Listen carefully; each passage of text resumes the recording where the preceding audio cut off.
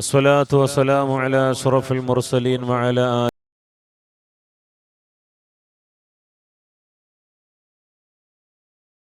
വളരെ നമ്മുടെ ജീവിതത്തിൽ ശ്രദ്ധിക്കേണ്ട ഒരു കാര്യമാണ്. ജീവിതത്തിൽ നമ്മൾ ശ്രദ്ധിച്ചില്ലെങ്കിൽ ഒരുപാട് പരാജയങ്ങൾ നമ്മൾ നേരിടേണ്ടി വരുന്ന ഒരു കാര്യമാണ് ഇന്ന് നമ്മൾ പറയാൻ പോകുന്നത്.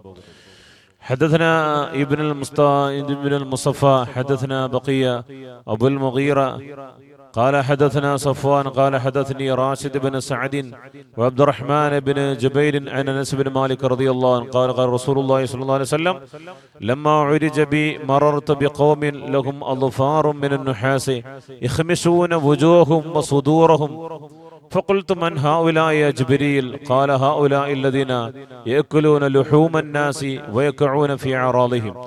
മഹാനായ റസൂലുള്ളാഹി സ്വല്ലല്ലാഹു അലൈഹി വസല്ലമ തങ്ങൾ മിഅ്റാജിന്റെ രാത്രിയിൽ അല്ലാഹുവിന്റെ പ്രവാചകർ സ്വല്ലല്ലാഹു അലൈഹി വസല്ലമ തങ്ങൾ അല്ലാഹുവിന്റെ സമീപത്തേക്ക് പോയ ചരിത്രം നമുക്കറിയാം. വിശുദ്ധമായ ഖുർആൻ അടിസ്ഥാനത്തിൽ അല്ലാഹുവിന്റെ അടുക്കലേക്ക് നമ്മൾ അല്ലാഹുവിന്റെ പ്രവാചകർ സ്വല്ലല്ലാഹു അലൈഹി വസല്ലമ തങ്ങൾ പോയ ചരിത്രങ്ങളൊക്കെ നമുക്കറിയാം.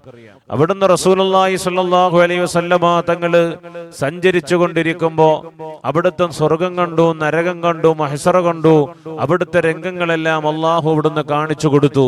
അങ്ങനെ അല്ലാഹുവിന്റെ പ്രവാചകർ സല്ലല്ലാഹു അലൈഹി വസല്ലമ തങ്ങൾ പറയാണ്, ഒരു കൂട്ടം ജനങ്ങളുടെ അടുക്കൽ കൂടി ഞങ്ങൾ ഇങ്ങനെ നടന്നുപോയി. ഒരു കൂട്ടം ജനങ്ങളുടെ അടുക്കൽ കൂടി ഞങ്ങൾ നടന്നുപോയി. ലഹും അൽഫാറും മിൻ ഹാസീൻ, അവർക്ക് ഇരുമ്പിന്റെ നഖങ്ങളുള്ള ആൾക്കാരാണ്. അവര് ഇരുമ്പിന്റെ നഖമുണ്ട്. ഇരുമ്പിന്റെ നഖമുള്ളവർ അവരെന്താണ് ചെയ്യുന്നത്? യഖ്മിശൂന വുജൂഹും വസുദൂറഹും, അവരുടേതായ മുഖവും അവരുടേതായ നെഞ്ചുകളും ആ നഖത്തെ കൊണ്ട്, ഇരുമ്പിൻ്റെതായ നഖം കൊണ്ട് അവരിങ്ങനെ മാന്തി പിളർക്കുകയാണ്. സുബ്ഹാനല്ലാഹ്. അവരുടേതായ അല്ലാഹു തആല കൊടുത്തിരിക്കുന്ന, അവർക്ക് നൽകിയിരിക്കുന്ന ഏറ്റവും വലിയ ശിക്ഷയാണത്. ഇരുമ്പിനാലുള്ള നഖമാണ് അവർക്ക് കൊടുത്തിട്ടുള്ളത്. എന്നിട്ട് സ്വന്തം മുഖവും അവരുടെ നെഞ്ചും ഇങ്ങനെ മാന്തി മാന്തി പറിക്കുകയാണ്.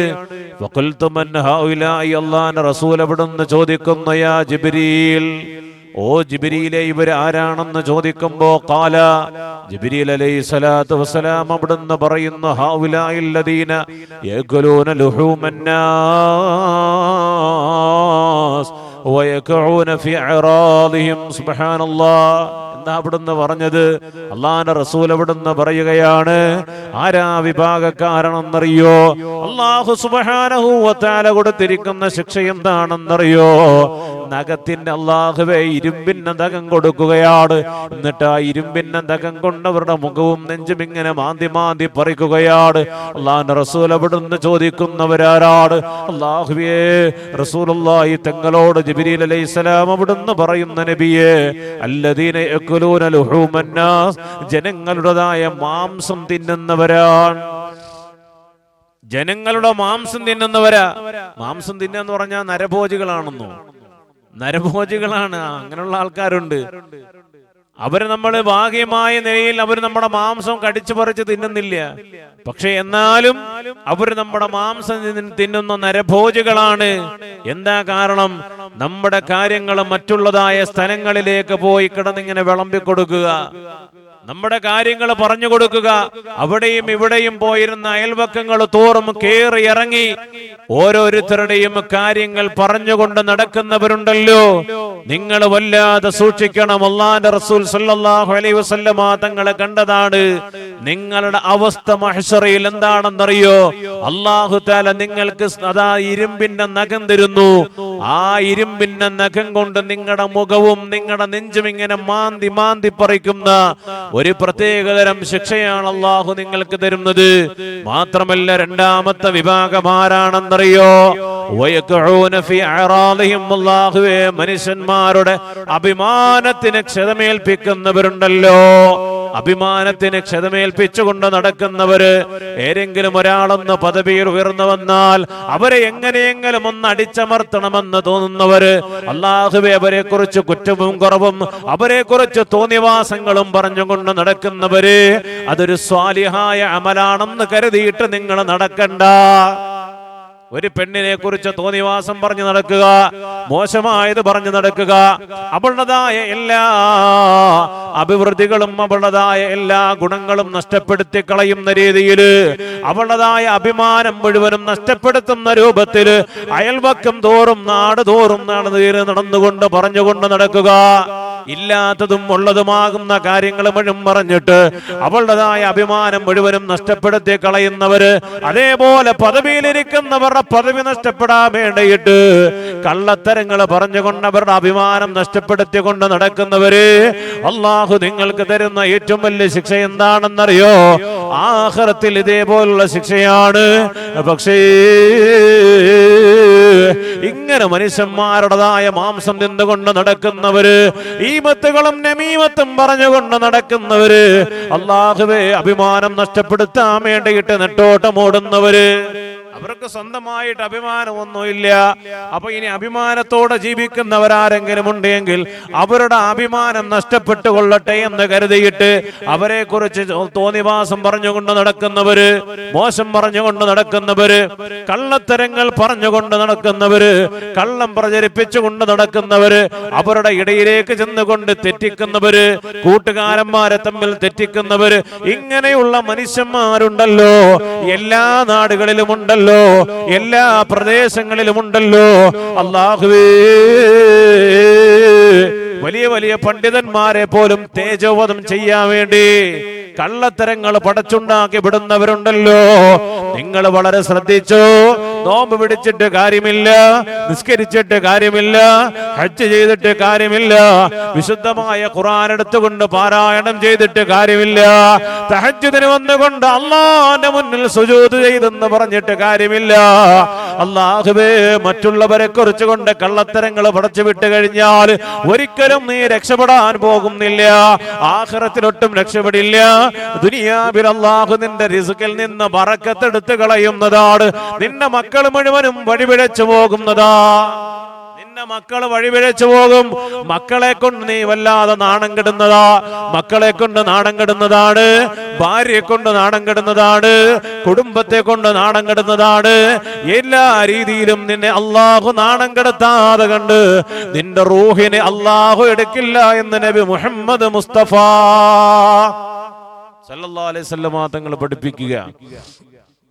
കണ്ടോ, മറ്റുള്ളവരുടെ അഭിമാനം നഷ്ടപ്പെടുത്തി അവരെ ഒന്നുമല്ലാതാക്കാൻ വേണ്ടി നോക്കുന്നവര്, അത് വലിയൊരു സ്വാലിഹായ ഒരു അമലാണെന്ന് എന്റെ പ്രിയപ്പെട്ട ഉമ്മ നീ കരുതണ്ട.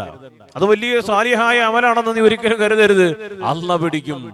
നീ എത്ര സുജൂദ് ചെയ്ത് പറഞ്ഞാലും ശരി, എത്ര അമല് ചെയ്തെന്ന് പറഞ്ഞാലും ശരി, എത്ര ഹജ്ജ് ചെയ്തെന്ന് പറഞ്ഞാലും ശരി, നിന്റെ നെറ്റിയുടെ മുകളിൽ എത്ര തഴമ്പുണ്ടെന്ന് പറഞ്ഞാലും ശരി, അള്ളാഹുവിന്റെ മുന്നിൽ നിനക്ക് രക്ഷപ്പെടാൻ കഴിയില്ല.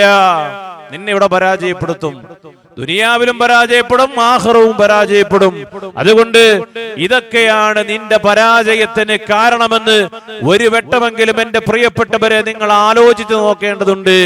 ഇതൊക്കെയാണ് കാരണം. നീ അറിയുന്നില്ല, നീ പോയിരുന്നു പറയുമ്പോ അവരുടെ കാര്യം അതിൽ കൂടി വരുന്നുണ്ട്. അവരെ കുറിച്ച് നീ അനാവശ്യങ്ങൾ പറയുന്നുണ്ട്. അവരുടേതായ പേഴ്സണലായ കാര്യങ്ങൾ പോലും എടുത്തു വെച്ചുകൊണ്ട് വിളമ്പുന്നുണ്ട്. ഒരിക്കലും ആരോടും പറയരുതേ എന്ന് നിന്നോട് രഹസ്യമായി അവരുടേതായ കാര്യങ്ങൾ പറഞ്ഞു തരുമ്പോ ഞാൻ ആരോടും പറയില്ല എന്ന് പറഞ്ഞിട്ട് അത് മുഴുവനും എടുത്ത് എല്ലാം മനസ്സിലാക്കി വെച്ചിട്ട് അവരെ കളിയാക്കാൻ വേണ്ടി മറ്റുള്ളവരുടെ മുന്നിൽ കൊണ്ടുപോയി പരസ്യപ്പെടുത്തുന്നവര് ഒരിക്കലും നിനക്ക് ദുനിയാവിൽ അള്ളാഹു രക്ഷപ്പെടുന്നില്ല. ഒരിക്കലും നിനക്ക് ദുനിയാവിൽ രക്ഷപ്പെടാൻ കഴിയില്ല. അള്ളാഹു നിന്നെ ബറക്കത്ത് നഷ്ടപ്പെടുത്തി കളയും. മക്കളെ കൊണ്ട് അള്ളാഹു നിന്നെ പരീക്ഷിക്കും.